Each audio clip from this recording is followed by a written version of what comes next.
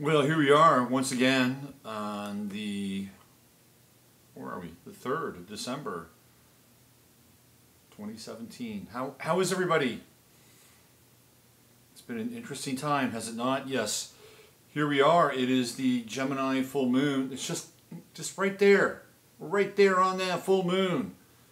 And Mercury is also now retrograde at 29 degrees.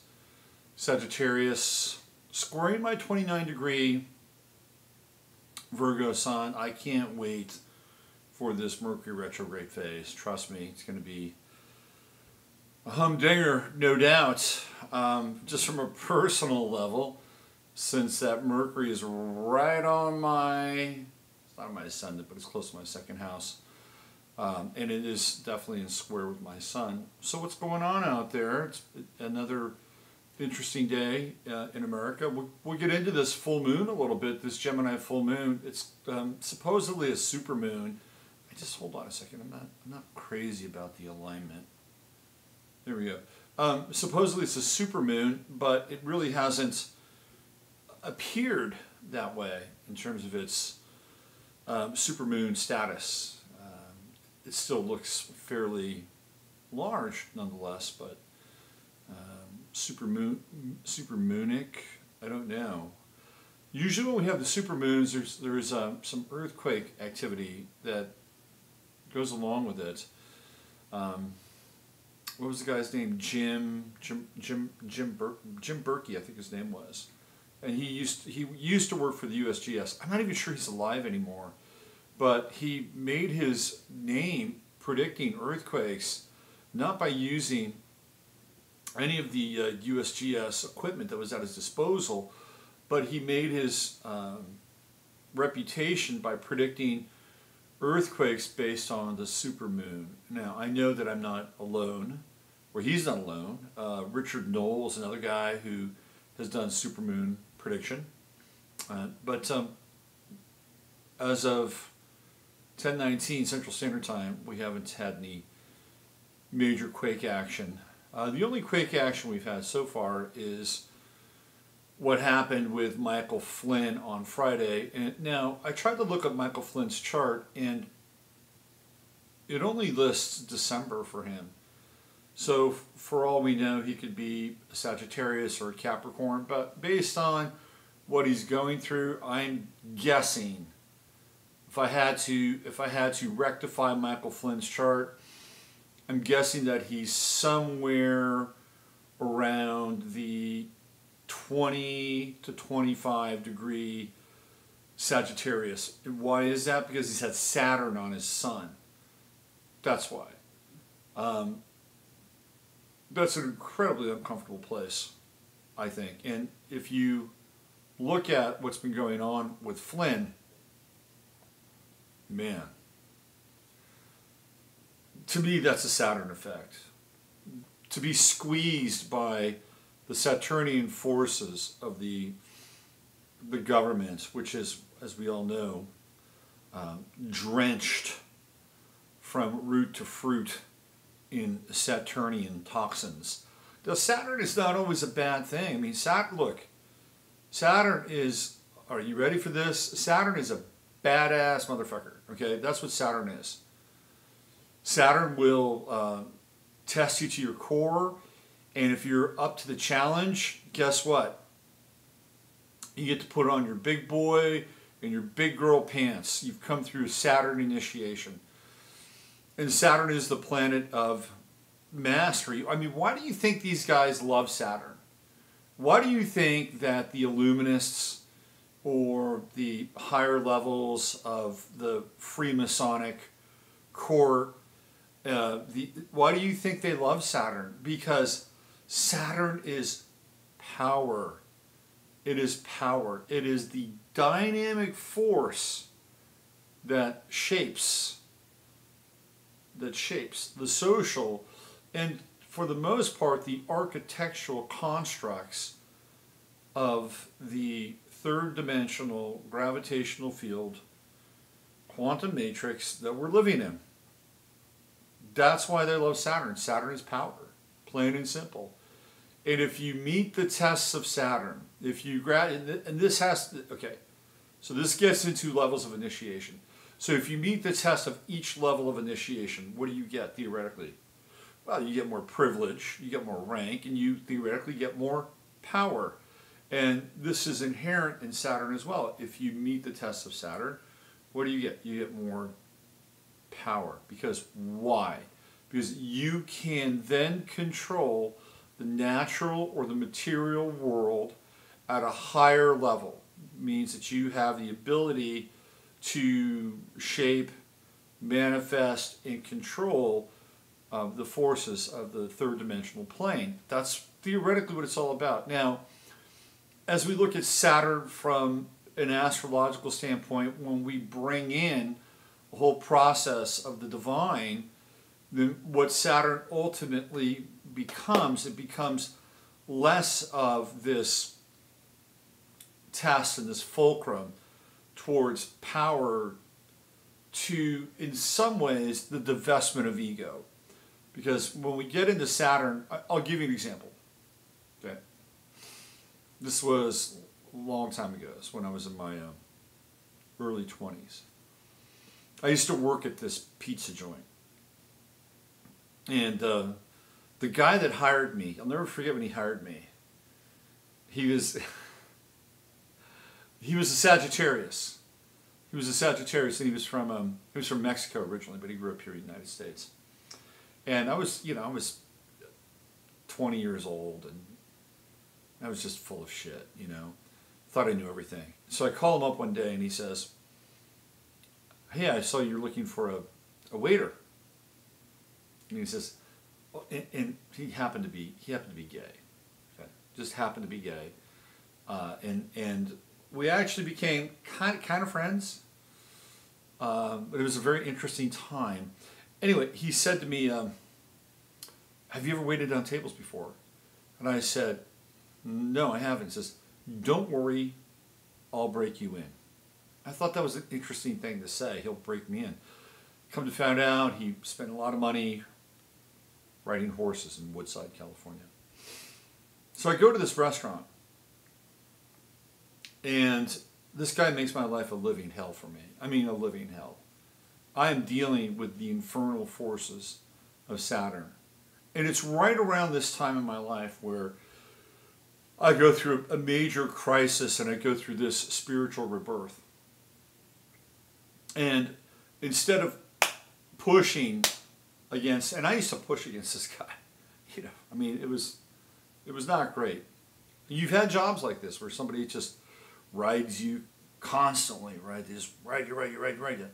Anyway, I was going through this phase where I was letting go of these kinds of egoic concerns, and I started to go more internal, more quiet. It was a pretty interesting time in a lot of ways. I think right around that time was, let me just think, it was right around Saturn was just ready to go into my, I think it was just getting ready to go into my 12th house for a big 12th house transit. Anyway, so I'm going through this phase where I'm letting go, I'm divesting of ego, and at some point I gave up the fight with this guy who's running the restaurant, and it was like he was a devil. I mean, he was making just my life hell for me, right? So over time, I just submitted to the theoretical discipline of the job. Instead of thinking that I was some hot shit waiter, right? Whatever that is, I began to just do the work. Remember that phrase, do the work. And when that happened, the relationship with this guy that owned the place, well, he didn't really own it per se. He was the son of the owner. So my relationship with him began to change, and I noticed he became more friendly to me because I was less invested in the egoic perspective or the egoic expression of who I was as a waiter. And just humbly went about my business, waiting on tables and doing the work. And remember this. I mean, I would go into the back room, and I would punch boxes because I was so frustrated by this guy's constant nagging.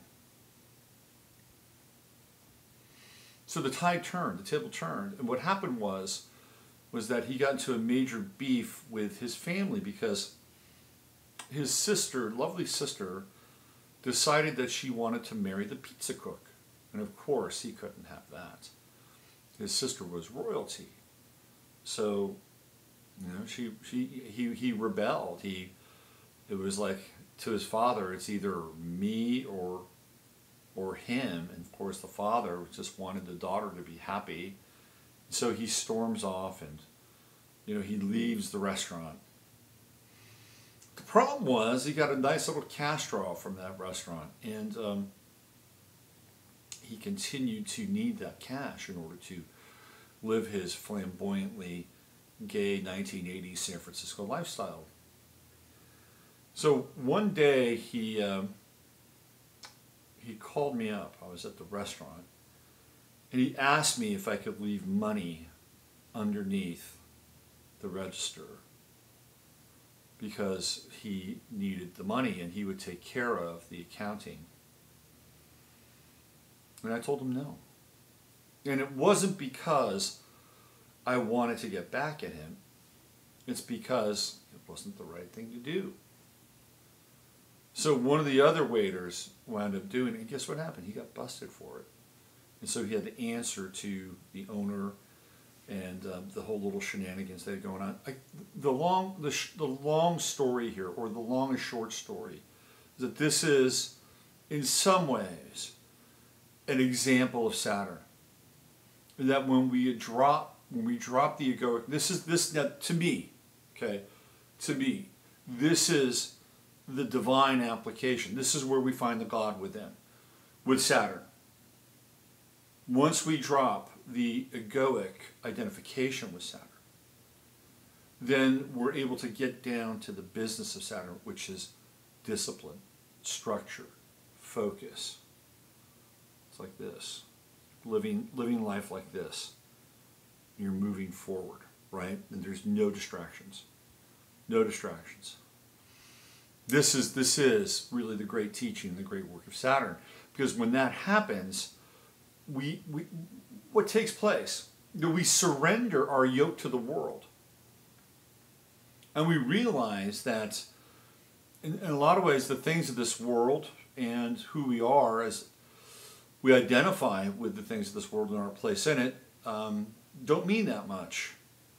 And what means more is something deeper, more profound, something that we're going to get what we would call a life lesson out of us. And at that point in time, when the construct of the world goes away, which is what the Saturn initiation, in my estimation, is, when the construct of the world goes away, then what do we have?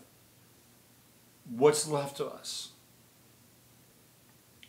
It's the thing that can fill us that is not the construct of this world. That's not the construct of this world. You know, if you've ever, in some ways, it's kind of like surrender, right? You're not surrendering in a Piscean kind of way. It's like,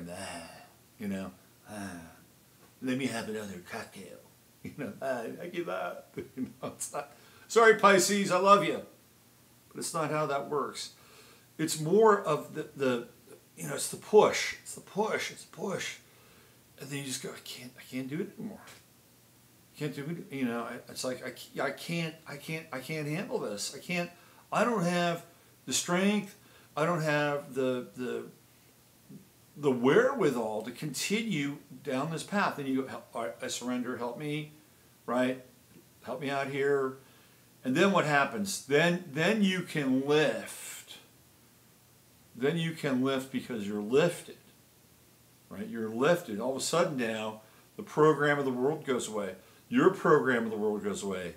And guess what happens? You have contact with the inner master. This is ultimately what Saturn, in the divine sense, is about. And you can fill in the blank with the inner master if you want to call it Sananda, you want to call it Spirit of God. That's up to you. This is ultimately, because then what happens? Then you ultimately, you don't really transcend, but you are now working with forces far greater than you could ever imagine. I don't know if you've ever had that happen to you. I don't know if you've ever been in a place in your life where you have felt as if you were capable of incredible things. And it had nothing to do with the ego, but it had to do with this life force that was pulsing through you. And it wasn't just because you were 23 or 24 years old. No, there's something else going on. But there's some other connection. And this is what they would call the Holy Spirit, I'm sure, in traditional religion. Now, let's flip that. Since we're playing with the Gemini moon tonight, let's flip it. The other side, which would be probably more on the esoteric side, would be through hitting the 90-degree angle, the square force of Saturn, the black cube, that you would find the infernal and primal wherewithal to overcome the forces of gravity and inertia. And that's another definition of it. And there's two definitions. One is you surrender the construct of the world, and then you have some deeper, longer, for me, deeper, more profound, less egoic flow and instruction in your life. Or you go the other route. Now, here's what happens sometimes with Saturn. Saturn can be cruel. Capricorn, which is the sign that's ruled by Saturn, has a ruthless legacy to it. Look at governments. Look at corporations. The last Capricornian president we had was Richard Nixon. And while Nixon was not nearly as bad as some of the people that followed him, he still had a ruthless manner about him in some ways. Nixon's fascinating. He's a really fascinating guy. Anyway, but it's through that ruthlessness, and it's through what the individual might do in order to overcome the blockage, the gravity, the inertia, the internal pressure of Saturn and the initiation of Saturn, that takes the individual into a very different realm. Who knows? Who knows what happens in those places, in those spaces of initiation where somebody agrees to do something like the cremation of care or whatever it is, right? I mean, and all of a sudden now, what do you become? Or what becomes of them? They become these progenitors of Saturn. They become the agent of the cold wave. And so now they are literally owned by Saturn, right? So you do it. So it's a deal. And Saturn also. It's really interesting too, the connection between Saturn and Jupiter and Jove and Satan. You know, the two forces that theoretically started this world. So I'm just giving you two separate insights into the reality and the nature of a Saturn initiation. I would consider, some guy, Cupcake Gratitude, who's been sending me so I did a thing on the indictments, these 5,000 indictments. I'm sorry, I've become a little bit skeptical of the whole process since QAnon and it's going to be 10 days. So I'm just commenting on them, right? I'm commenting on the fact that there's been a lot of Sturm und Drang and kind of this really rapidly evolving mythology around QAnon and all these indictments, and where are they? So I did a brief thing on one of my flames, and somebody gets on me. He's like, "Well, instead of just hanging around the crevices, why don't you talk to the people who have the indictments or die?" I was like, "Well, fine. I don't know who these people are, Does anybody? Well, I guess we'll find out, because I offered them an opportunity to come on the show and speak about the indictments. You see, that's how we do it. I don't know everything. Somebody has some knowledge, bring it on. Let's see what they got. It's easier for you, right? I mean, it's better for you. I don't have a franchise or a patent on information, trust me. Anyway, so we're talking about Saturn. Why?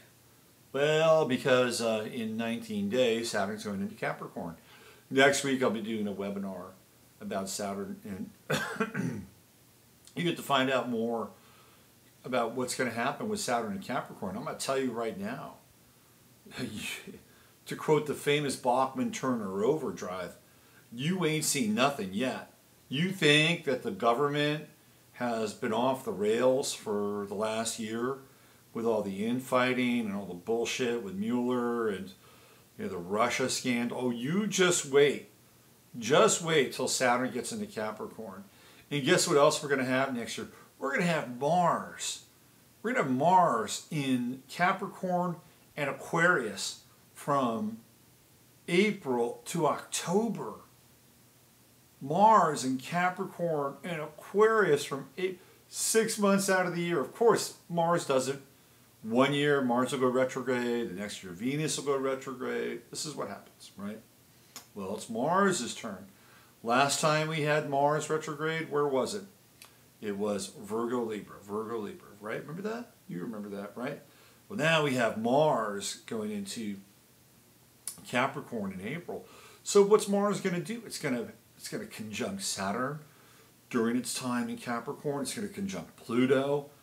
Man, it's going to go into radical Aquarius. It's going to go back into Saturn. It's going to go back into Aquarius again. I mean, this is going to be an epic Mars cycle coming at us April through October of next year. It's going to be mind-blowing, right? The other thing that's going to be happening at that time is that Chiron is going into Aries. So we're going to have a Chiron and Mars square. We're going to have a Chiron and Saturn square going on. And this is going to be very intense. I mean, you haven't seen anything yet. Next year, things get really dialed up. I mean, it's going to be, I don't want to use, why? Because people are going to be jockeying for power, right? I mean, it's going to be on. So here we are, we're hanging out here, and we're watching, it's going to be high level theatrics, and that intense overreach and control. The control mechanism is something that we can't just necessarily, or won't be necessarily, able to witness.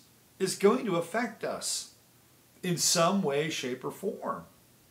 I would not be surprised, and I'm not a fearmonger, but I would not be surprised if we don't see troops on the street in 2018. I would not be surprised if that happened, to be quite honest with you, because it feels like we're getting to this point where everything is being pushed hard, and whether it's the left or the right, or it feels like at some point somebody's going to push too far. This will be the Saturn and Capricorn moment in time. And we'll still have Uranus in Aries until May, and then it goes into Taurus. Now, we do have some relief with that Uranus-Saturn trine when that happens, when that takes place. And that'll be, June, July. Would not be surprised if we go into a whole new money trip right around then. Because I mean, you just look at the astrology around that. We have Saturn, merchants, the government, and oh yeah, we're open to something new. We're open to that Uranian change. We're open to that, radical readjustment of those Taurian resources. Ooh, yeah, bring it on. I would not be surprised. You know, this may be, I'm being very clear, very straight up. I'm not saying this is going to happen, but I would not be surprised if this is 2017 is the last year for hard money. And if it's not 2017, 2018 is a complete outlier, right? I mean, I think the money game's changing. It's just changing. It will happen. It is going to happen. Is it going to be blockchain? Is it going to be crypto? Is it going to be ACC? Is it going to be a combination? It's going to happen. I'm not the only person talking about this. Cliff High talks about this all the time. I'm looking at it from an astrological perspective. Uranus in Taurus means we're going to have a resource change. It's what happens. It's what's going. Uranus is change. It's radical. Taurus is hard assets. You know, maybe we'll see gold go through the roof, and it's going to be wild, folks. Now, Cliff High thinks that this is going to be part of a major reset, and he's got some really interesting insights. His whole thing is that they're going to be, I don't know, 10 million other people, 10 million new people coming onto the technological plane with cell phones.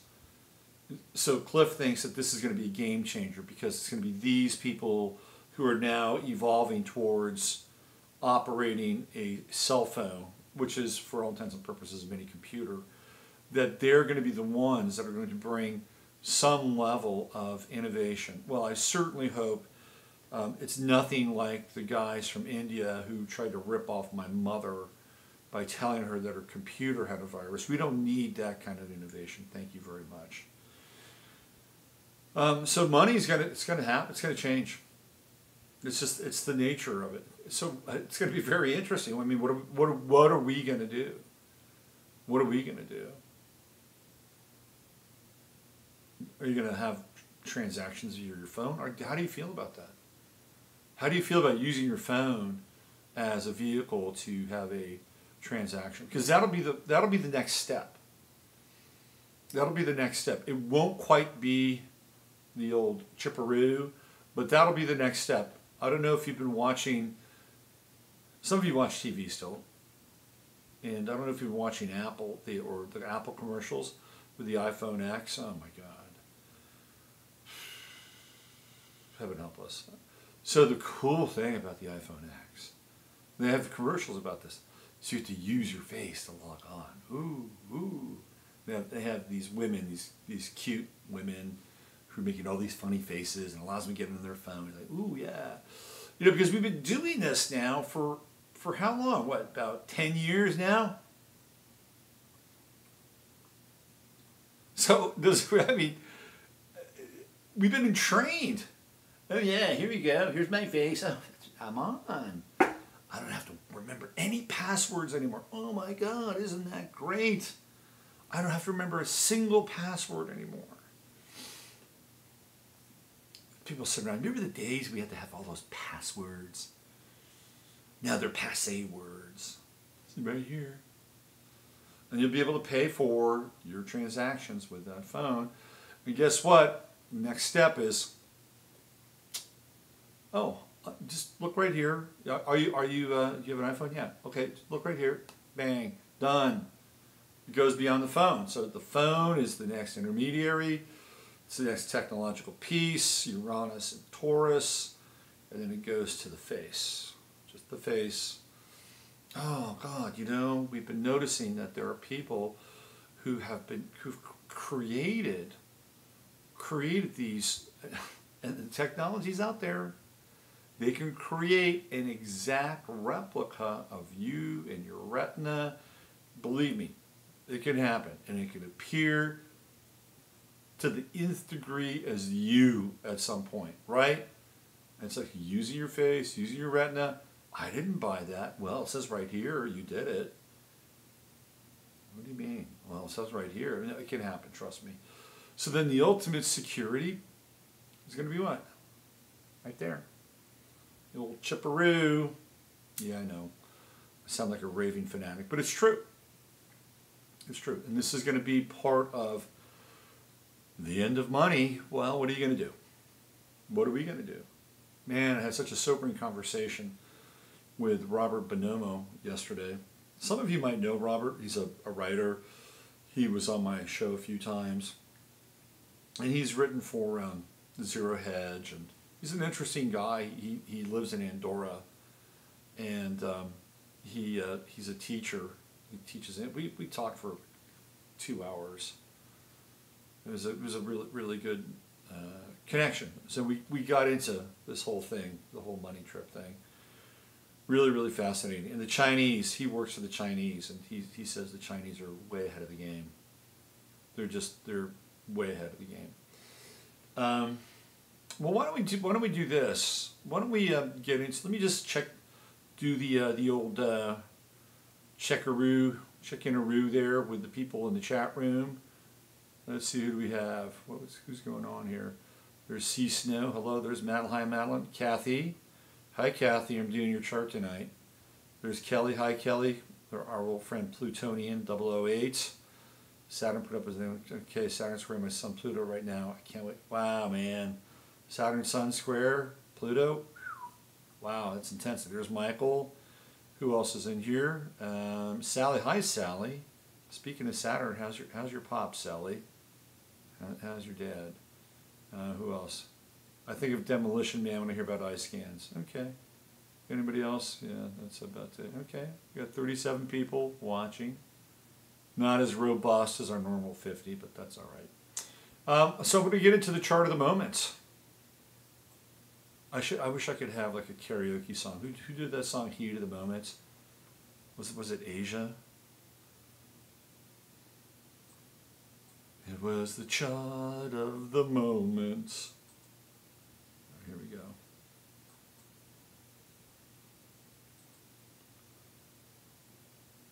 Browse, chart of the moment.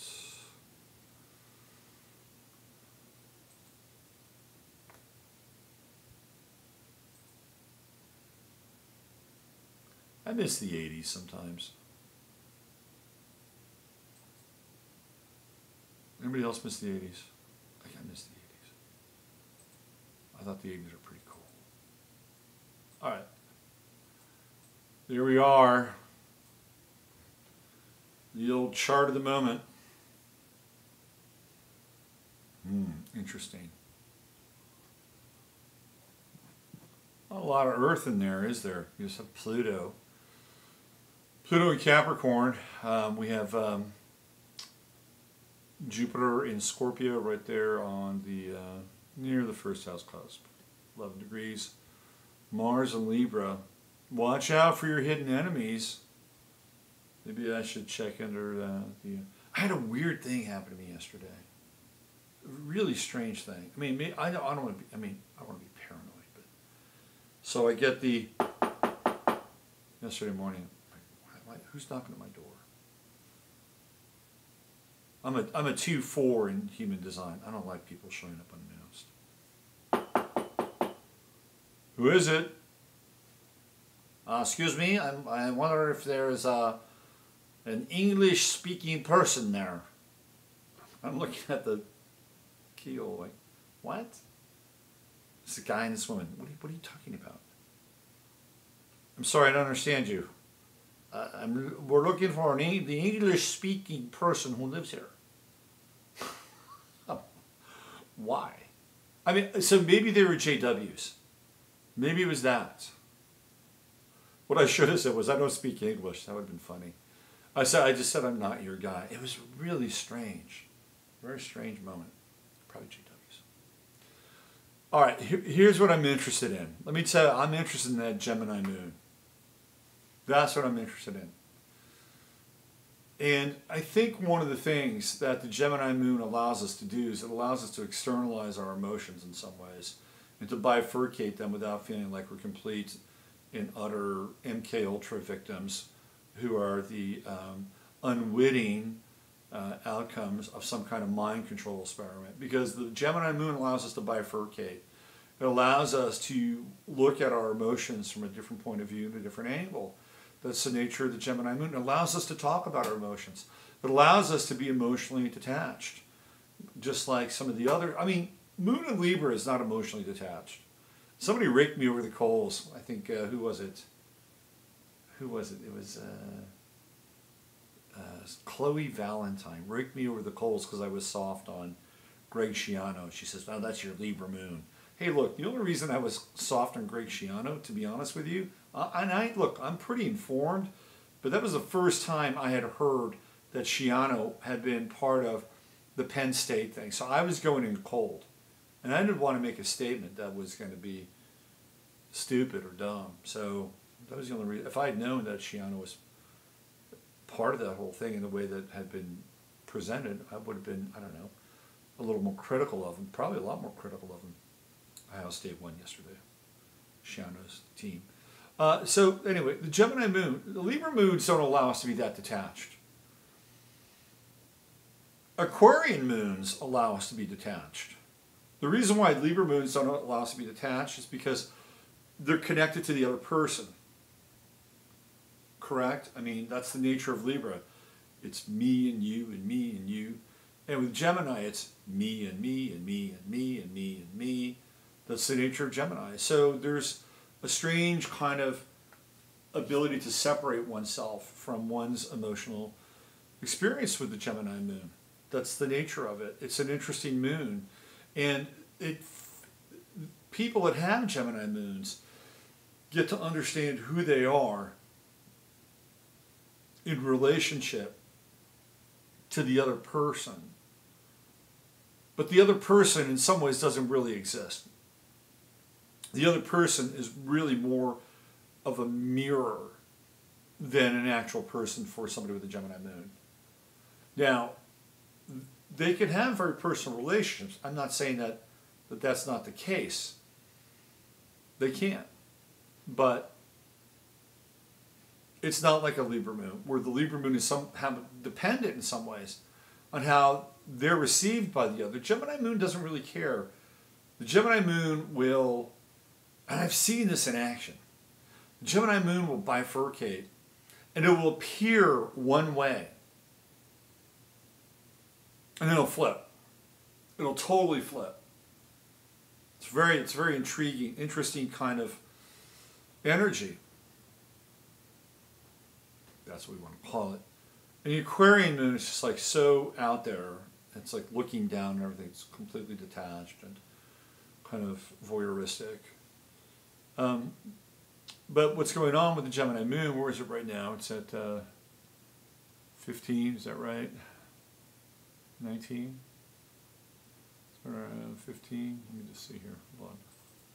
Let me get my version up. It's at 19. So that means that tonight it's going to be conjuncting Trump's sun in Gemini and his Uranus. Well, that'll be fascinating, won't it? Tomorrow, in some ways, like what's going to be happening with Trump. The moon is feminine, so who is Trump going to go after tomorrow on the feminine side of things? Hillary, maybe? He hasn't gone after her in a while. Will Trump become more humanized with the moon on his sun or the moon on his Uranus? No, I don't think so. I think you'll wind up seeing Trump do something like uber Gemini tomorrow. Like he'll flip some script again. Interesting. Now the moon itself is in opposition to Saturn, and it will move into opposition even more tomorrow with Saturn. That's a hard opposition.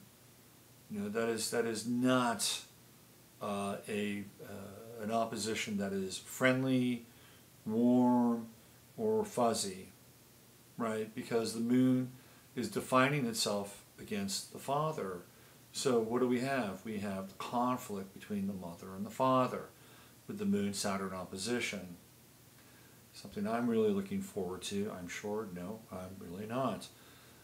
We also have the moon-Venus opposition, which is also coming. Venus in the last, oh, that's Mercury, I'm sorry. Not Venus. That's going to happen too. We're going to have a Moon-Mercury opposition with Mercury retrograde. Wow. If you haven't gotten your contract signed by now, you may as well wait until after the first of the year. And I know some of you may be involved in contractual issues that have preceded this Mercury retrograde. And if you're working on something, or you've been working on something and it's in motion, it's going to happen, right? You've started the process before Mercury retrograde. Now it's not the time to sign that deal.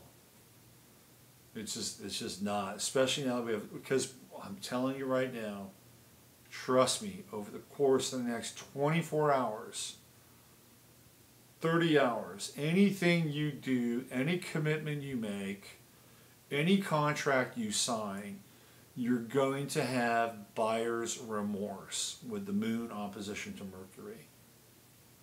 Because what? Because the moon is instinctual. Even though it's in Gemini, it's instinctual.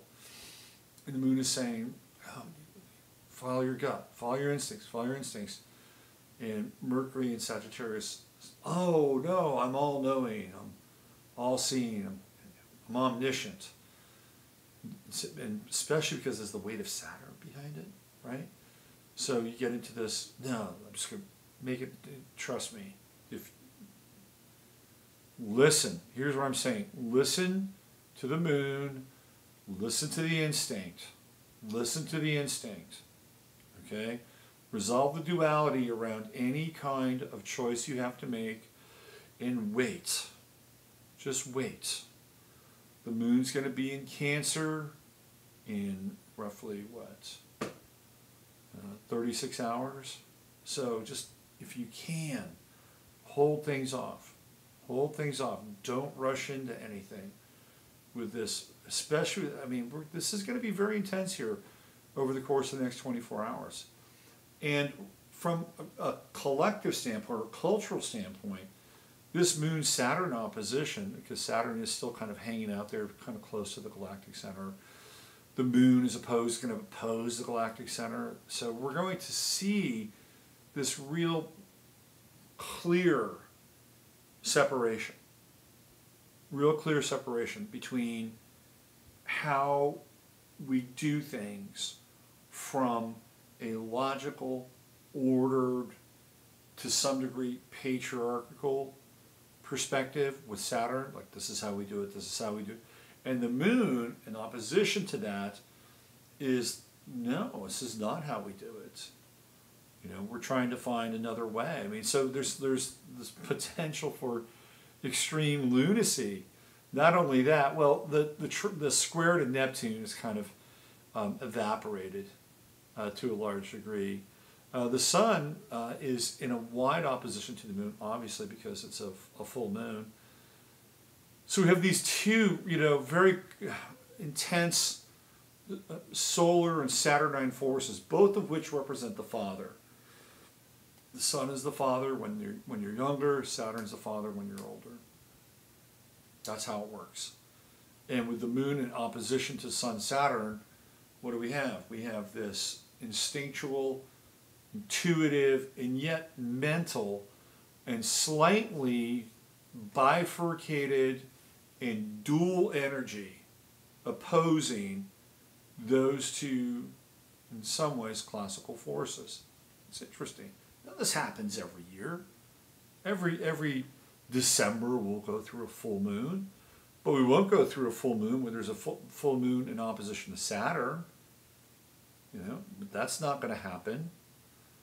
Last year we had some full moon opposition as well, but there's a difference between this year and last year. I mean, the world is different. The United States is. I was talking with Robert, who's a Gemini, by the way, talking to him on the full moon, and he asked me, "Is America going to be able to survive Trump?" And I couldn't honestly say. I couldn't say that. You know, and my piece is and has been that we are in a deconstruction. We are in a phase of deconstruction, and there's no two ways about it. And if Hillary had become president, we would still be in a phase of deconstruction. But we don't know how that would look. Maybe what we're getting with Trump is the benign version of the deconstruction. I mean, let's say, for instance, Hillary really wanted to, escalate the war effort in a really big way in the Middle East. Let's say she maybe wanted to take on Russia. That deconstruction phase could look mightily different. So we were going to go here. It was going to happen. If you look at the United States' chart, where's Pluto in the United States chart? It's at 26 degrees Capricorn, if I'm not mistaken. Where's Uranus been? Uranus has been squaring off against the United States Pluto in Aries. So, we were going to go through this no matter what. It was going to happen. We're getting the Trump version of the deconstruction, and maybe it's more benign. I mean, we don't know that. So when I answered him, I said, "Look, are we going to be able to survive it?" My answer is that we're in a deconstruction phase, and we don't necessarily know where this is going.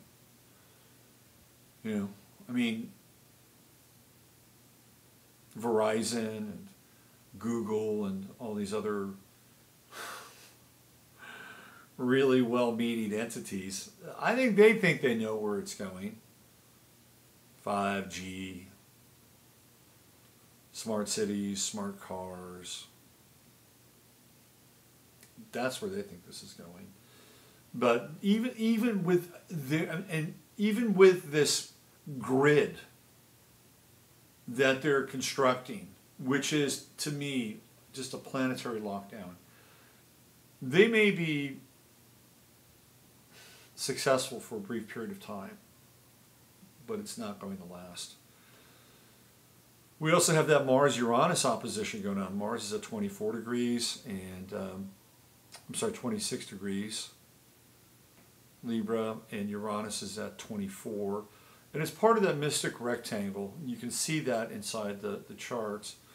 A little info on the mystic rectangle. It's I would say that out of all the charts that I do, I'd say maybe 20%, maybe 15% might have a mystic rectangle in them.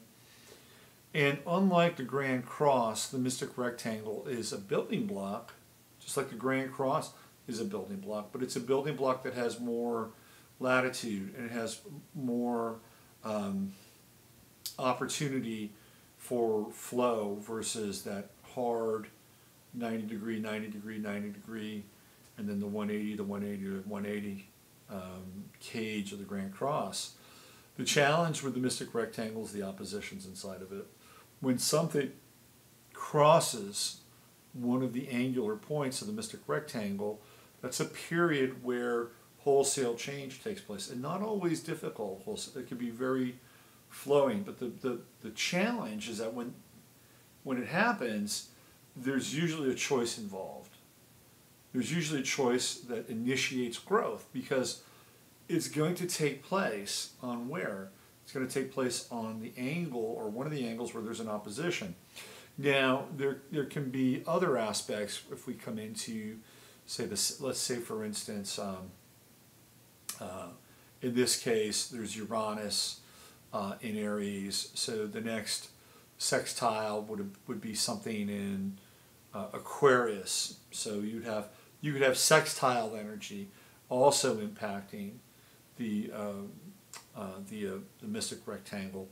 That could be really interesting too, but it's usually when it hits the outer point. And so what happens is, because it engages the opposition, a choice has to be made. You have to do one or the other. So, generally speaking, it's what's happening on that angle. So let's say, for instance, let's play with this a little bit. Okay, let's say it was just Mercury that was part of the mystic rectangle, and this is somebody's chart, and then Saturn comes wheeling around and is in this position now where it is, but this is a personal chart. What's Saturn going to do? What's going to impact Mercury? And there's going to have to be a choice between what? Between Saturn or the moon. Structure and form versus, letting go into the unknown. And the reason why is because Saturn is hitting Mercury. Saturn's influencing Mercury. So it's the relationship or the mental construct between structure and form. So this is choosing the mind, choosing the concrete, rational mind versus the more intuitive, feminine aspect on the other side.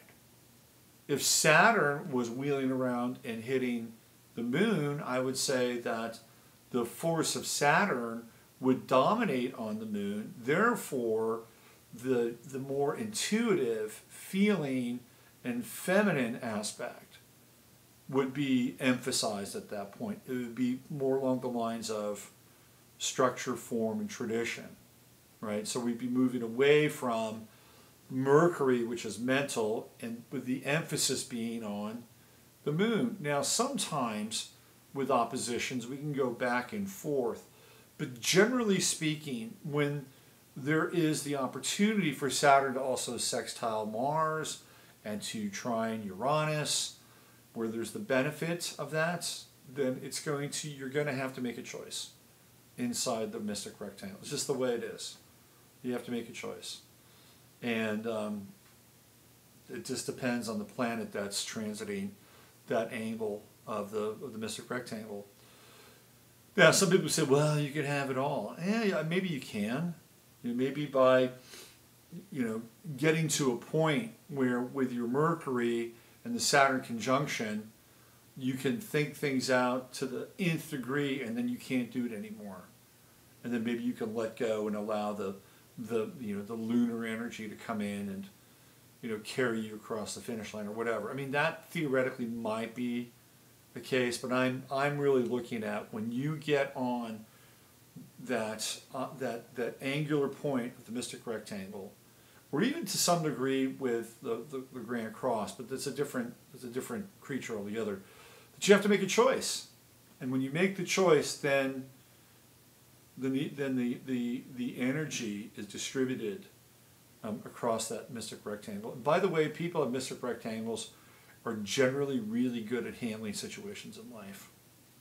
So if we look at this from the chart of the moment, it would say, hey, look, there's an opportunity here for us with the energy, which is agnostic, for us to handle what's going on in our lives.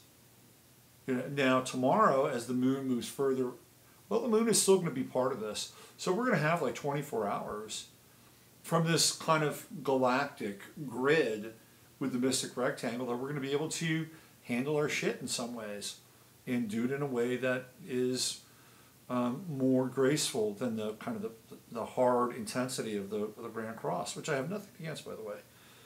But we're talking about the mystic rectangle. What else do we have here? We've got that Uranus Mars. Now Mars is in the 12th house, and it's just the chart of the moment, so it's going to move on, and it's going to get closer and closer into trine with Saturn, and sextile with Saturn and Mercury. So over the course of the next couple days, we're going to have Mars Mercury sextile. So that's an interesting energy, especially when Mercury is retrograde. And man, that Mars in Libra is just like a heat-seeking missile for justice in a lot of ways. The Mercury retrograde, I think we need to be careful with this Mercury retrograde in Sagittarius. Because Sagittarius, at least initially, because Sagittarius wants to be really truthful, really honest, really open, really frank. With that Mercury retrograde, you may regret some of that honesty and frankness. And I'm just saying. And I gotta listen to my own musings here too. I'm just saying you gotta be careful. Think twice before you say something. Pluto in conjunct the moon. Ooh. That's happening like right now. Tomorrow it won't be happening. Well, I think it'll still be. because I'm looking at this based on my chart, and I know it's crazy, but my settings are for France, where I'm born. So this is, the moon's a little bit ahead. So we'll be in this inconjunct tomorrow as well. Pluto moon inconjunct. To me, that inconjunct is understanding the forces of the intuitive, understanding the power of this non-rational, rational component, because Gemini is rational, right? But it's only rational in the sense that it provides us with two different scenarios. So the Pluto inconjunct, to me, is if you find yourself stuck in an emotional predicament over the next 24 hours, there's a way out. There's a way out. There's more than just one way to perceive one's emotional content. Okay, just remember that. Try not to get stuck, because that Pluto inconjunct to the moon can be a little foreboding. But just remember that there's always another way out. There's more than one emotional option. Oh, what else do we have? What else? Jupiter's in a nice trine with Neptune. That's great. That's really kind of an optimistic energy. It's loving, it's compassionate. There's kind of an inherent spirituality. Right now, it's right on my natal Neptune. How about that? I got the Jupiter Neptune conjunction.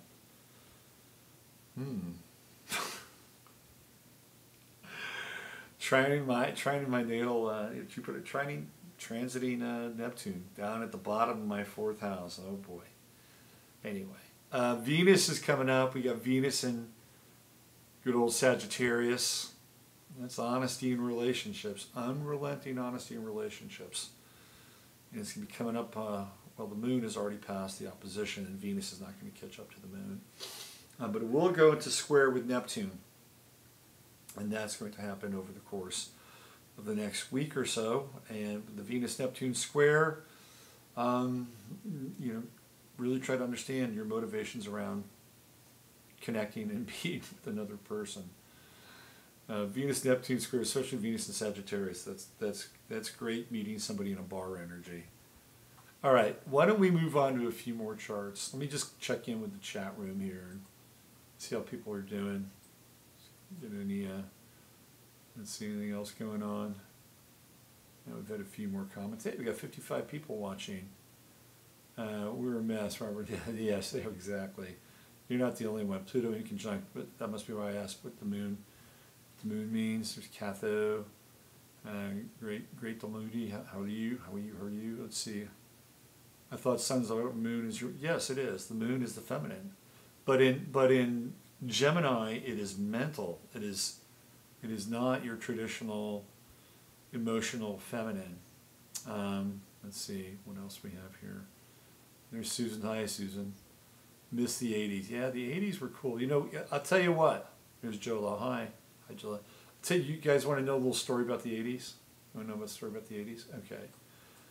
So, from a timeline perspective, the 80s were supposed to be a time where, guess what? The world came together. That's what was supposed to happen during the 80s. That was part of the pre-Kennedy assassination timeline. And if you look at the 80s, it kind of went down like that. Because the 80s were the birth of all these festivals like Live Aid and Farm Aid. Am I right? So this is what was happening during the 80s. The wall fell in the 80s. And so there really was supposed to be this kind of greater coming together. They were supposed to be like the 60s. That's what the 80s were supposed to be like. They were supposed to be like the 60s. And then what happened is that it got hijacked. The timeline got hijacked. And what did we get out of the 80s? We got George Bush talking about, what, a new world order. And the world came together, but where did it come together? And how did it come together? It came together to fight the evil forces of Saddam Hussein. Yeah, we are the world. Yeah, absolutely. So the 80s were supposed to, I mean, if you look at it, those things were happening, but they were happening, I mean, even like with the harmonic convergence, I mean, that was like one of those seed events of the 80s. They're supposed to bring everything together. But instead it got hijacked. It was and who did the hijacking? It was George frickin' Bush.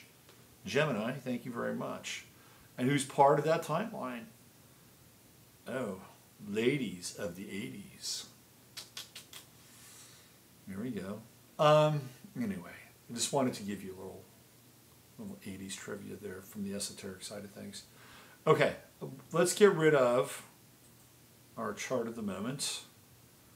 Let's get into a few more charts here. See ya? Yes, I do. I do want to remove it. Okay, so shall we do some... Why don't we do some listener charts? How does that sound? See if I can find them. Oh, you know what? I have to download them. Hold on a second. I had them for a moment here. Hold on. All right, I've got to download these bad boys. Okay, we're going to do tonight, we're going to do Kathy, and we're going to do Jan. Let me just see what we got here. Yes, yes. There we go. There we go. Okay. Let's do one more. Sally was talking about Culture Club in the chat room. And I have to say, Church of the Poison Mind is like one of the greatest pop songs of all time. Okay, so let's do this. Let's hope we can get this. All right, let me try this. And let's do this.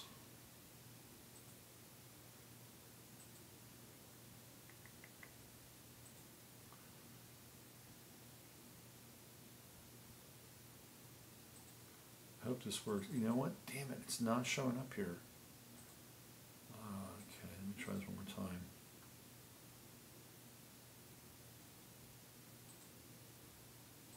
Try that. There we go. Once more with feeling.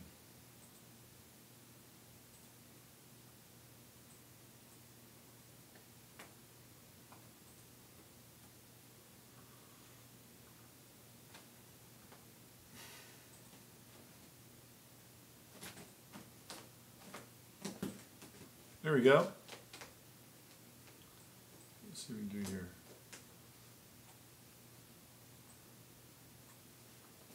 This is Jan's chart.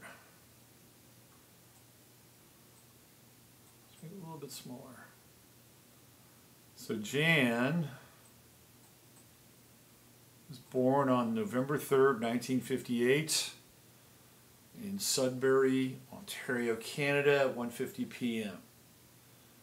All right, so let's break down what kind of chart it is. It's kind of it's a little bit like a tripod in some ways. Can you see where it's like, you know, coming out to that kind of tripod effect? But it's not really a full tripod.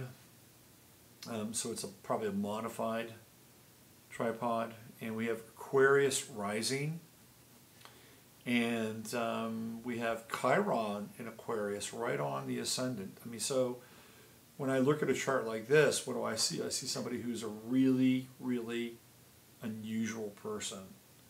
Somebody who's out there, right? Aquarius is out there, especially on the ascendant. You throw Chiron in there, And the life lesson here, obviously, is to be able to learn to live with one's eccentricities and uniqueness, and to do it unabashedly. That is the nature of Chiron. What is Chiron doing? It's in square with the sun. So when we get into Chiron sun squares, what are we talking about with the sun? The sun is the father. So we have the potential of judgment, or having to readjust one's identity over time to maybe not fit into the father's paradigm, but to push against it so that they can be clearly an individual who is, in that Chironic sense, kind of an unrepentant Aquarian. It's like, really being out there, wearing the differentness on one's sleeve, right? I mean, this is about as naked as it gets. Now, what's interesting is that Jan's got all these planets in the 8th house, including her true node, including Venus, including the Sun. Jupiter's ingressing into the 9th. I guess you could take the Sun pretty much along with it, but they're kind of aggregated there in the 8th house. So a lot of Jan's personal cosmology is hidden away in the 8th house. So what people would see, they would see this rather eccentric and different person who is not really the sum total of that expression, although it's an important part of who she is. In order to get to know her, to understand her, of course, they would have to spend much more time, going into the deeper places with the Sun-Venus conjunction, because even Jan would not want a superficial relationship. Not with Venus in Scorpio, Sun conjunct Venus in Scorpio, and in the 8th house. It's just, you've got to, it would actually provide a very different picture of the people that really know her versus the people that would see her on a day-to-day basis. The other thing with Chiron in Aquarius on the ascendant, for, I would say, no fault of the person who would have this aspect, i.e. Jan, is that at times there would be uncomfortable moments with people, meaning that there would be shares that other people, like for instance, there would be a share of information where in Jan's perspective would be quite normal, but for the other person they may find it to be like really far out, right? So for instance, let's say Jan talks about aliens, or let's say Jan talks about I don't know, next level ascension or something, and for her that would be quite normal with Chiron there, but other people may not view it that way. And here's the rub. Do you go in and say, well, you gotta know what your audience is? That's not the lesson of Chiron on the ascendant. The lesson of Chiron on the ascendant is to heal the wound of separation of the self from others. And Chiron can be in any sign. It doesn't have to be just in Aquarius. It can be in any sign. It's the healing of the wound of separation from the self to others. But in Aquarius, it's like incredibly different and unique. So one of the things that Jan could theoretically do, and this is what happens with Chiron, is once this is integrated, she could actually help people. She could help people understand their own uniqueness, or at least by accepting herself wholly, other people might be given the gift of accepting themselves as well, right? That would be, this is a very interesting aspect with Chiron in Aquarius. Chiron in Aquarius is kind of visionary, and people of Chiron in Aquarius, it's that sub-generation. It's like, what, 1957 to, was it 1960, 61, and it would be like 7 years, so it would be 54, I think it's 54 to 61 And these are people, they're kind of ahead of their time, and sort of into different kinds of media, different kinds of music, and waiting in some ways for people to catch up. I mean, this is the Atlantean moon, Chiron, in Aquarius. What else do we have here? Of course, when we get into the Chiron, we get into the opposition. And on the other side is Uranus on the descendant, which is very difficult for relationships. Very, very difficult. And so the relationships here, which is kind of interesting, that like if somebody could accept Jan for completely who she is, and all of her kind of far out and interesting and slightly eccentric and at times even visionary identity, then guess what? Then she could have a Uranian relationship. Because the Uranian relationship, in some ways, would be dependent upon, in some ways, not wholly, but in some ways, dependent upon people getting and understanding her. Why? Because Uranus is the ruler of Aquarius, and there it is. It's sitting in the 7th house. The Uranian relationships, or Uranian 7th house relationships, don't last long, though. There's always a sense that this is one of the more difficult aspects to have Pluto and Uranus in the 7th house. Because with Pluto in the 7th house, a relationship always feels like it's going to end, even though it doesn't always end. So you go through these phoenix-like relationships. Sometimes they do. Sometimes there can be a real death in a relationship with Pluto in the 7th house.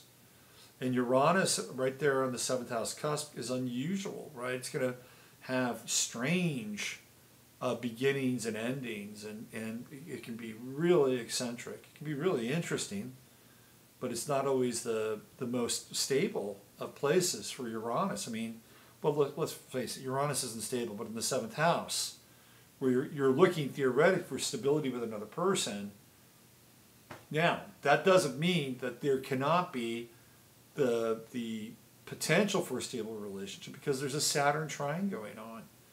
And Saturn is in Sagittarius, and Jan's has gone through her second Saturn return. And the Saturn trine to Uranus, to me, is indicative of, yeah, there can be some stability in relationship, but it has to do what? With Saturn in Sagittarius, there has to be some kind of ideological bonding, meaning that Jan and the person that she would be in relationship with, whether it's a marriage or a partner or a work relationship, they'd have to have an ideological understanding, meaning they'd have to believe in basically the same thing. Like the same version of God, or the same version of reality, or the same version of truth, whatever that means. And if that would happen, then with the Saturn trine to Uranus, what do you get? You've got it. You've got two people that don't differ from an ideological perspective. And it's that ideological perspective which grounds, or potentially grounds, the Uranian connection in the 7th house. Uranus is a bit challenged, though, with Jupiter and the Sun. But it's very, this is interesting, very interesting chart. Super, super interesting. I would say that, if you look at where Jupiter is and the Sun is, they're really trying to, the 11th house, let's see, the 9th house, where we got here. 9th house is going to be opposing what, the 3rd. So that's going to be 12 Scorpio. And look where Jupiter and the Sun. This is a big personality. You get Jupiter-Sun conjunctions, it's a big personality. But trying to emerge, right? Jupiter wants to get up into that 9th house. That's where it's moving. And the Sun wants to go there too. It's being taken along with Jupiter. In fact, Jan's going through Jupiter return tonight. Happy Jupiter return, Jan. I hope you're having a good time. But it wants liberation. That's what's going on here. It wants some form of liberation. It wants to get out of that 8th house, get to the 9th house, and be super expansive. That's where it's headed. The square to Uranus, when we look at that, it's like if there's a relationship that holds back that super expansive thrust to get on top of things and to see the world from a different perspective, then the relationship will be perceived to hold the person back. And that's why there has to be ideological alignment with Saturn trining Uranus.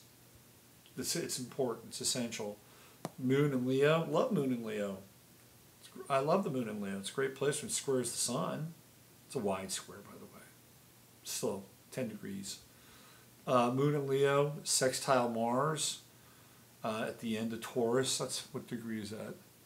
28. That's my son's degree in Taurus. 28. Anyway, this is a passionate moon. This is a moon that's got some fire to it. And it actually heats that kind of sluggish Mars up a little bit. But that Mars is in the third. That's an interesting Mars. Because Mars in the third house it's restless. It's got some energy in the third, but in Taurus, it's also, tends to be a bit on the sluggish side. And then we have a Mars-Mercury opposition, and that Mercury's in Scorpio. Wow, that's really interesting. The Mars-Pluto square and Mercury-Pluto square. I wonder if Jan was good in debate. I wonder if she was good in debate with that Mercury and Scorpio up in the 9th house squaring Pluto.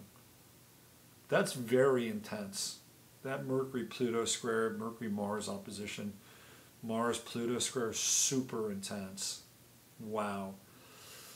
I hate to say it, but when I see Mars-Pluto squares and Pluto's in the 7th house, to me, this really strikes of some nature or level of abusive interaction and relationship.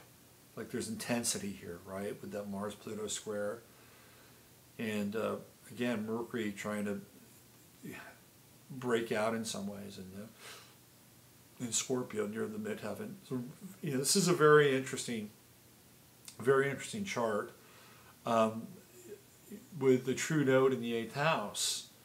The emphasis here is less on hard work, obviously, which would be the 2nd house, and more along the lines of dealing with energy and intention and magnetism, but also in connection with another person in Libra. So even though we have these outer planets which can be really tempestuous in relationship, how does Jan understand who she is? It's through the true node in Libra, which is through the other. But it's through a very deep and powerful process of connecting with the other, which one would think that it would happen with Pluto there. But it's a very interesting chart. There's not a lot of cardinal energy in this chart. Do you notice that? The only cardinal energy she has is the true node. What we have is a ton of fixed energy.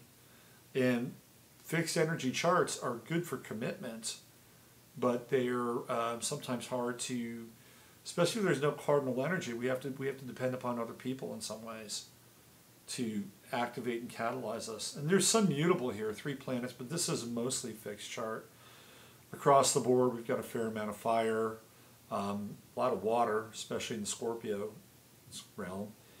Some Earth, Mars, Pluto, and not that much air. So we're lacking cardinal and we're lacking air to some degree. And the air is objectivity. And I think it'd be important in some ways for Jan to really have some deep objectivity. In fact, I would say that true node in the 8th house would be really good for therapy over certain points in time over the course of a life. Like not everybody can get something out of therapy. But I think that Jan would. Not that because she's crazy or anything, but because it's that contact, that deep contact with the other in the 8th. And that there would be some very powerful form of relatedness that could actually be a catalyst for transformation in some ways. And it would also provide objectivity as well. Okay, why don't we do another chart? This is a very interesting chart. Super, I bet Jan's got some secrets. Not hers, but Maybe she's got secrets that she knows about other people. All right, let's get rid of this. No. We want image 3. No. Let's do this. Let's get rid of that. Okay. All right, let's do another one.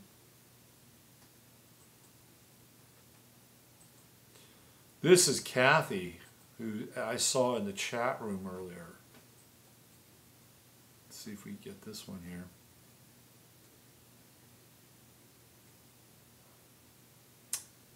Okay, hold on.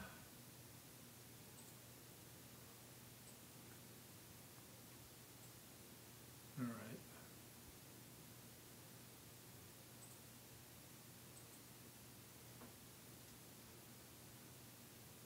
Okay, we're almost there. Hang in there.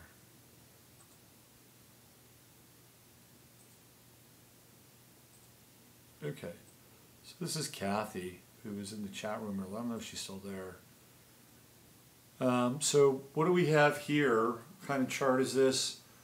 Based on the Jones types. This is an interesting chart because on the surface it kind of looks like a splay chart. But in actuality, it's really kind of a sneaky splash. Because if you look at it, there's this kind of splayed action going on. But there are planets in every single house except for 2. Which, I mean, well, I guess, yeah, I don't know. Because the true node is over here in the 9th, so it'd be 9 planets. Do we count Chiron? Because we love Chiron so much, let's count Chiron. So out of the 12 houses, 9 of them have planets. So this is a splash chart, but it kind of looks a little like a splay, but it's a sneaky splash.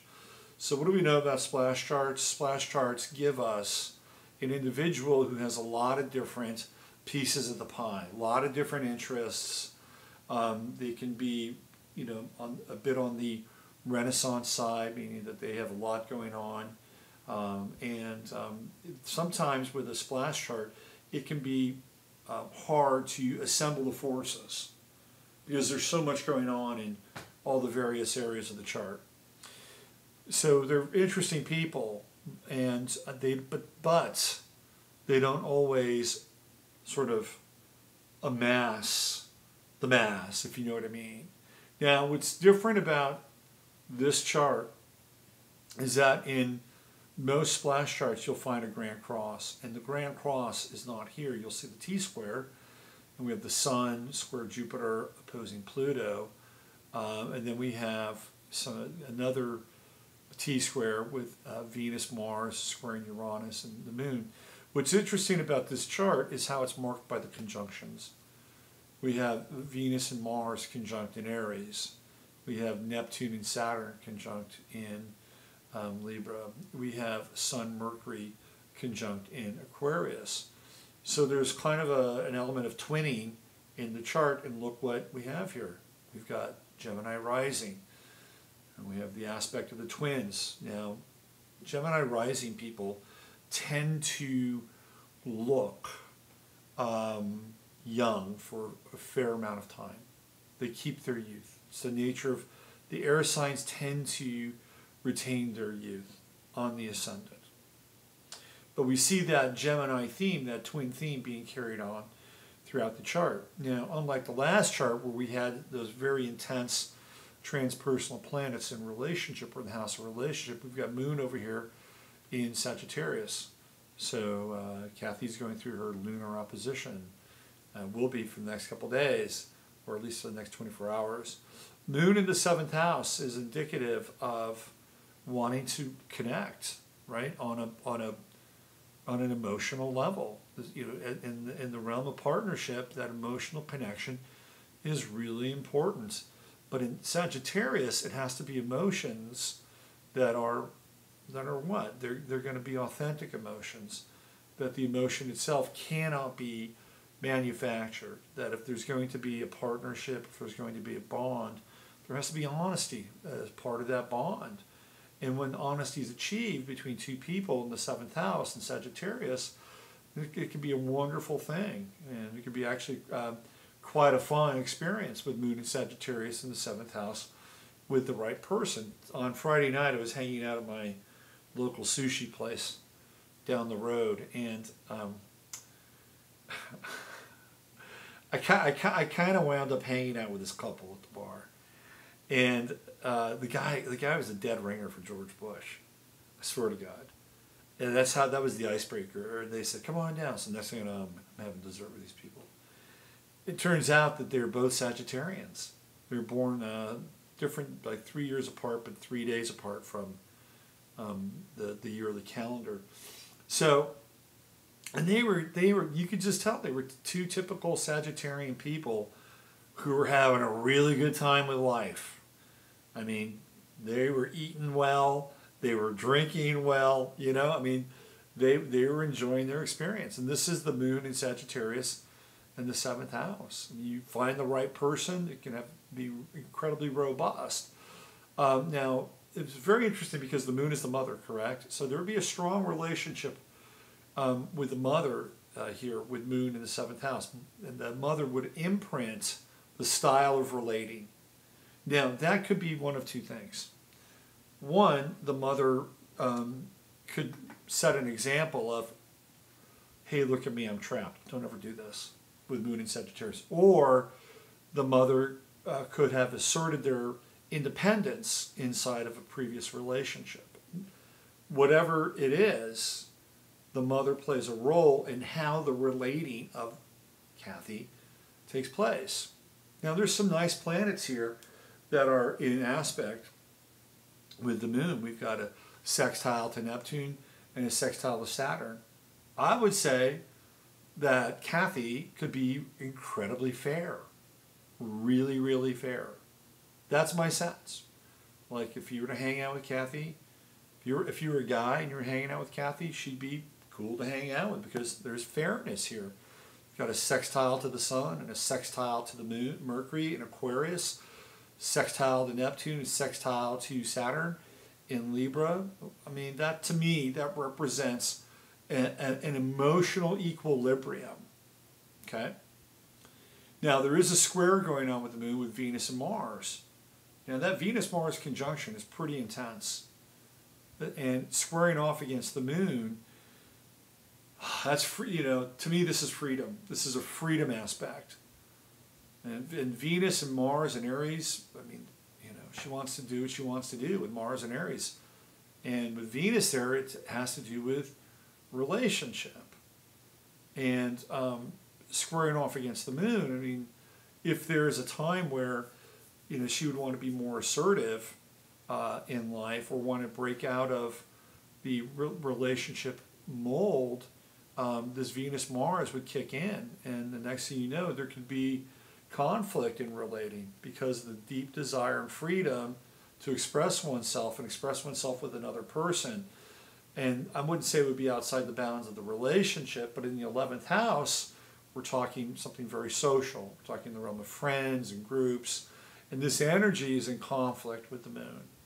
And you would think that it wouldn't be.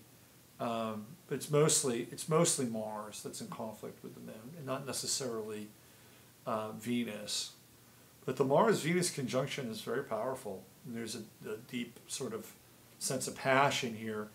In the 11th house, you know, you're dealing with friends in some ways. And I could see where friends would come and go quickly, right? Because of that square with Uranus down in the second. Like, you could have friends come into your life very quickly, and that Uranus square, you could fall out of favor with them and, you know, get into arguments with them.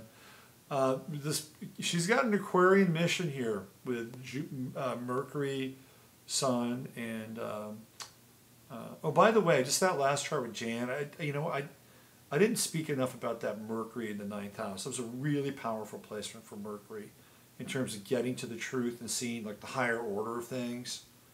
I was going to talk about that. That's a really powerful placement that she had with Mercury, and especially with that square to Pluto in the chart. That's like really going through the intensity of truth, right? And getting to the bottom of something. Anyway, it just struck me there. But this is an Aquarian mission. And when Jupiter transits Kathy's 9th house, Kathy, if you're listening, go on a vacation. Go somewhere, I'd say maybe even live outside the country if you can during that time. And maybe you can live outside the country for a year and a half or so. That's what I would do, because you would find something out there that would initiate your Aquarian mission in a big way. Sun Mercury conjunction in the 10th house, that's writing, that's communicating, and the trine to Saturn would indicate that, you know, over time those energies and those skills are they come out more. There's more of a sense of ripening. So this is a very interesting chart. Chiron here in the 8th house and Capricorn is why this is the wound of the father. It's the wound of the father with Chiron and Capricorn. So something here is unspoken about the father or the lineage. And what's interesting is both Kathy and Jan had their Chiron at 17 degrees. So in astrology, we look at that degree of Chiron, and given a day, a year before, year after, between 16 and 18, this is where the chirotic crisis occurs. So I wonder what happened with Kathy's father between the age of 16 and 18. Just a question mark there. And then we have the Sun-Pluto opposition, which is very, very intense. And Pluto in the 4th house. Somebody died here. Somebody died with this. Kathy, you can chime in if you're still there. But there is a death here that was very profound. Pluto-Sun opposition, Chiron in the 8th house in Capricorn, and the death thereof, especially in the 4th house, changes you. It's a big pivot for your life. This is very powerful, very, very powerful opposition. And in some ways, I mean, maybe it's the home, that you had to die to your home and move out of the home and move towards the 10th house and the world. This is very, fixed sign. This is a very powerful opposition, especially with Pluto in the 4th house. Neptune-Saturn to me is interesting because Neptune brings us our spiritual energy in a lot of ways. It's a spiritual transducer, and Saturn grounds it. So this is a really grounded kind of spiritual vibration in this chart, and especially with all those sextiles and the trine with Neptune to the Sun and Neptune to Mercury. There's some psychic energy in this chart. Jan has some psychic energy too, by the way, with all those planets in the 8th house, and especially the Sun-Neptune conjunction, which is a little bit difficult. But it can be pretty intense and psychic in that 8th house. But here it's all about hunches, right? Because you're dealing with air. To some degree, it's about hunch. But there's a refinement with the Neptune-Mercury trine, Neptune-Sun trine. Jupiter's over there in the 12th house, and that's where the riches of the spiritual life are. And maybe Kathy has more money than people know about. Jupiter and Taurus in the 12th. I don't know, but that's where the goodies are with Jupiter. It's in the 12th house. And somehow, okay, Kathy, do you do yoga? Question mark. Because Jupiter in the 12th house, like going to yoga studios and ashrams, that'd be really, really good for you. And Uranus in the 2nd is an indicator of, somebody who makes their money in an unusual way, right? That's our resources. Uranus gives it a different kind of tilt. And this sextile to Jupiter, to me, is all about improvisation and maybe being more of a freelancer, maybe being more involved in commissions or something versus an actual straight paycheck, bonus structures, things like that. This is somebody who would do good at that, do well at it. Okay, so there you go. There's kind of a topical view of Kathy's chart. Kathy, both of you, Kathy and Jan, thank you. You've been good sports tonight. And if you want to have your chart looked at here, I try to do at least one a week. Tonight I decided to do 2 because the Sun's in Sagittarius, and anything worth doing is worth overdoing. That's the Sagittarian maxim, right? Okay, so we are, we're almost an hour 45 into this. Oh, man. Okay, why don't I do one celebrity chart? I had three lined up. Why don't I just do one? Because it's going to be midnight here soon. Let's do one chart. Let's do this. I'll show you whose chart I'm going to do.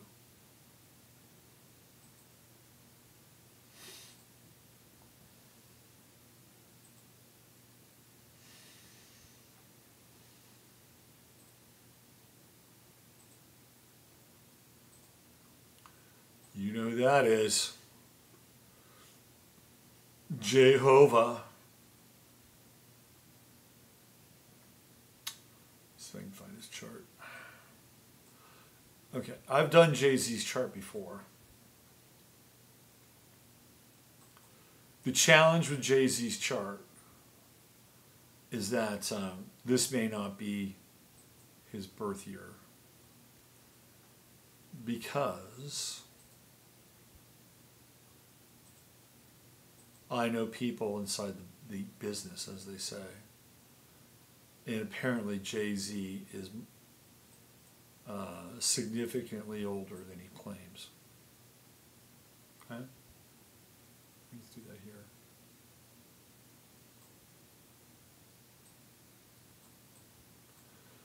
Okay, so the skinny on Jay-Z, let's check out his chart.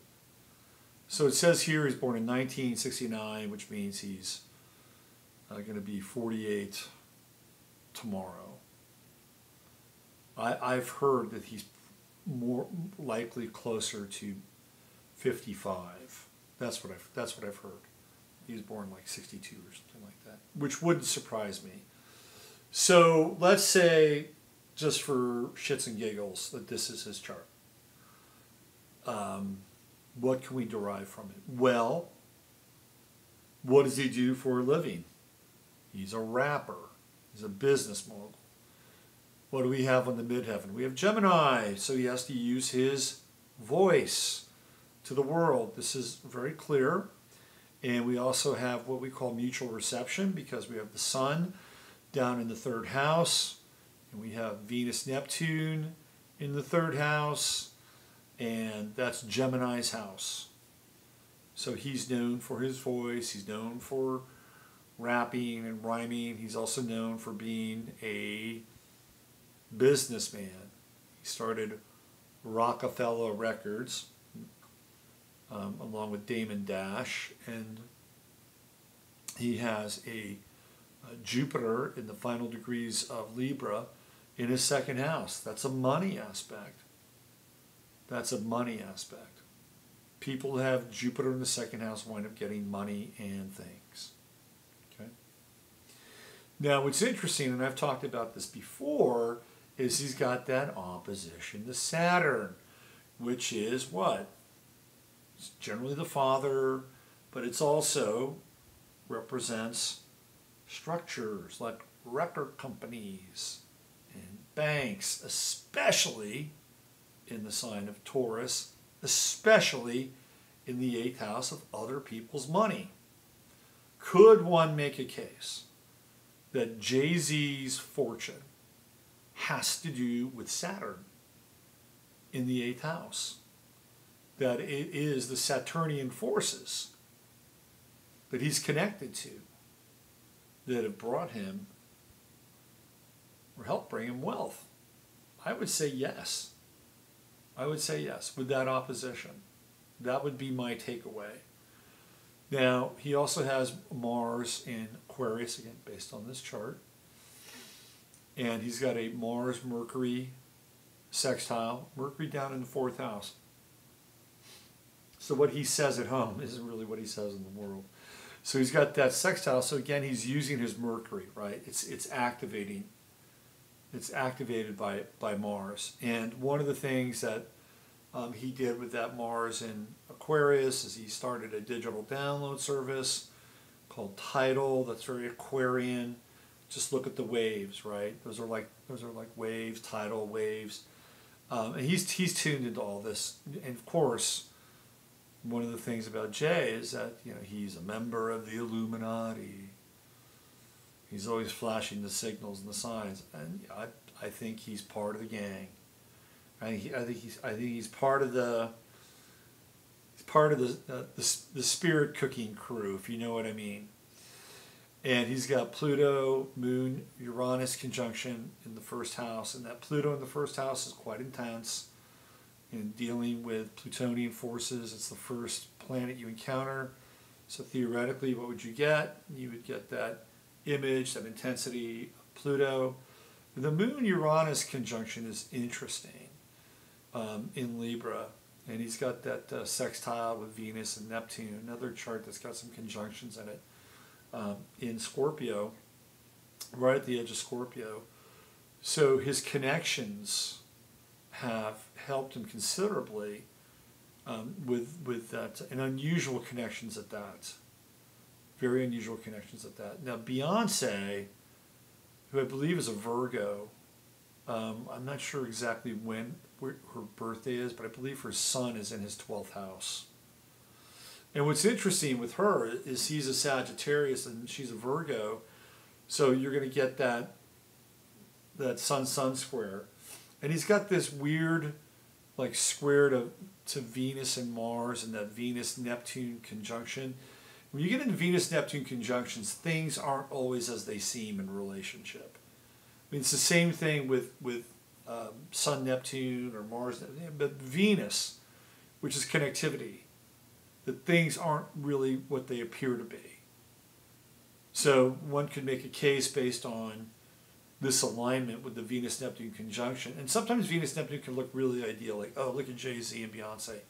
Aren't they ideal? Aren't they? Oh, they're like a super power couple. But that might not always be the case with Venus-Neptune. It can be deceptive. And there was that Venus-Mars square right there. You remember when Beyonce's sister beat him up in a elevator or something like that? So he's got some issues with women with that Venus-Mars square. And the Uranus-Moon conjunction, that's unusual.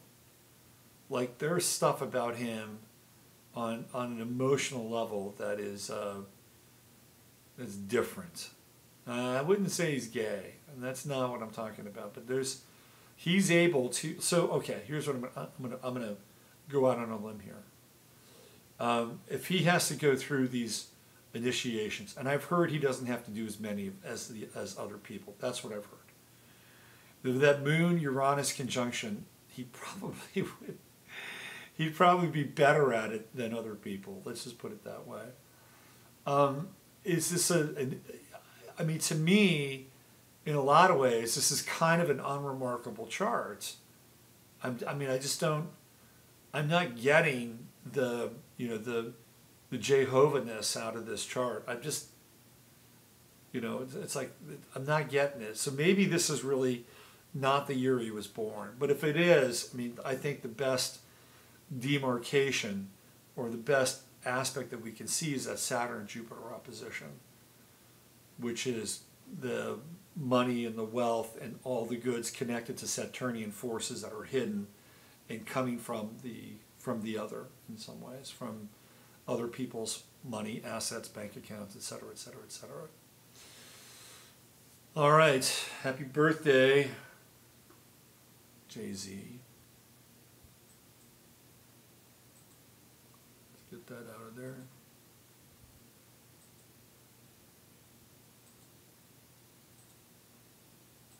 All right, here we go. We're back. Well, we've been doing this for an hour and 45 minutes, so let's see, when do we start? 10:15. So yeah, almost 2 hours, right? Well, I think that's about all we have for tonight, boys and girls. So I'll be back tomorrow morning, 9 o'clock here, doing the 15 minutes of flame stint, and I'm sure we'll have more to talk about by the morning. Always happens that way. So let me just see let me do a quick check in the old chat room. Let's see who's hanging out there. Where are we? There we go. We have 40 people. Is that a monkey sitting behind us? Maybe. Yeah. Okay, so Kathy, it was your husband. Okay. All right. I hope I got some of this stuff right. It's always Yeah, I mean, yeah, especially when somebody's in the chat room. We got some stuff right there. Let's see, we got anything else? Well, I just want to say thank you, everybody, for showing up. And, oh, Malorus, Farley Malorus. Yeah. Is that Teresa? I think it might be Teresa. Is that you, Teresa? Astrology.com. Let's see. Let me just see, hold on a second. Commission. Okay. I think it's Teresa, maybe not. Anyway, hey, thank you for showing up and being a part of tonight's live stream. And, of course, you can find me over at robertphoenix.com. And I have some holiday specials going on right now.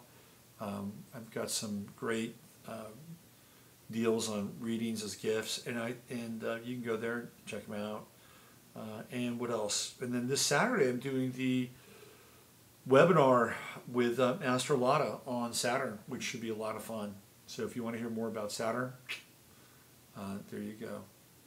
Okay, that's it. Thank you, and big hugs, big love to all of you. I always look forward to Sunday nights, and gives me an opportunity to kind of put my face out there a little bit. Have a great week, and I'll see everybody back here next Sunday night for more 11th House live stream. All right, take care. Bye.